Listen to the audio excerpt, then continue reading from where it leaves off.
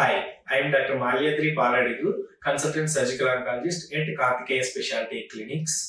So చాలా మంది మన క్లినిక్ దగ్గరికి కానీ లేదా వచ్చిన వాళ్ళు జనాలు క్యాన్సర్ అనేది ఎందుకు వస్తుంది, అసలు ఎలా వస్తుంది అనేసి అడుగుతుంటారు.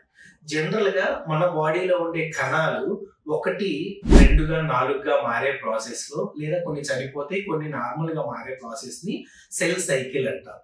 ఆ సెల్ సైకిల్లో రకరకాల కారణాల వల్ల లైక్ స్మోకింగ్ కానీ, ఆల్కహాల్ తాగే వాళ్ళలో కానీ, లేదా ఎన్విరాన్మెంట్ లో ఉండేటటువంటి అయనైజింగ్ రేడియేషన్ వల్ల కావచ్చు, లేదా తినే ఫుడ్ లో ఉండే కెమికల్స్ కావచ్చు, మన పేరెంట్స్ నుంచి వచ్చే జీన్స్ వల్ల కావచ్చు, కొన్నిసార్లు సడన్ గా స్పాంటేనియస్ గా మ్యుటేషన్స్ జరగడం వల్ల ఈ సెల్ సైకిల్లో ఈ కణం అనేది చాలా అబ్నార్మల్ గా తయారవుతుంది.